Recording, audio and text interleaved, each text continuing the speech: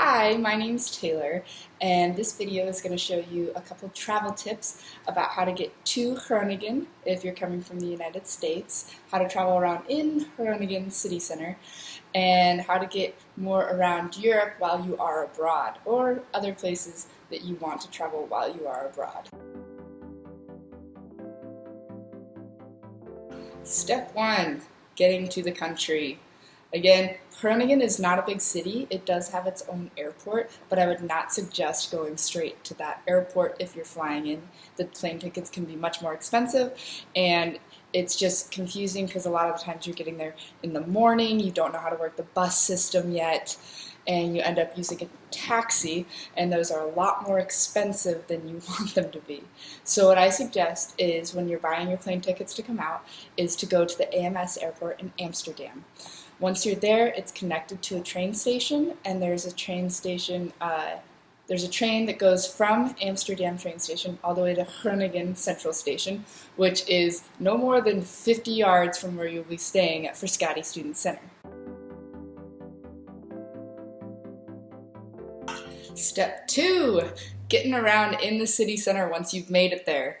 When you get there, you're going to probably be like me, a Barrett exchange student. I did not bring a bike, but there are places that you can rent a bike, and one of the best ones that I suggest is called Swapfiets. I will link it down below the website, and it will show you how to be able to rent a bike monthly. When I was there, it was about 12.5 euros a month, and you're able to not worry about having to go buy a bike and know where to sell it before you leave, and it's a great compromise. They give you 2 locks, so you don't get a bike stolen from you. If something happens to the bike, you can take it in and they'll repair it. So it really is like a win-win situation overall.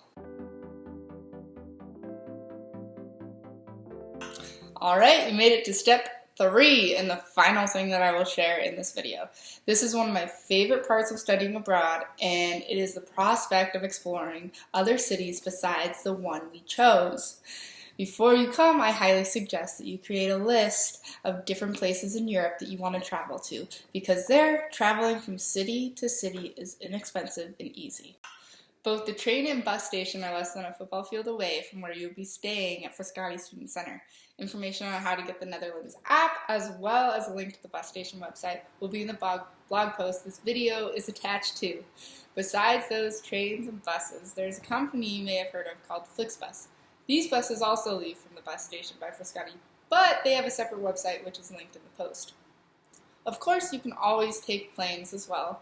A website I usually use to find the cheapest flights is called kayak.com. This site compares flights from all different sorts of companies except Southwest. After you made it to your final destination, you're probably going to need a place to stay. The cheapest options are usually hostels, which provide lodging and cheap food for students and travelers. My personal favorite place to find lodging is on Airbnb.com.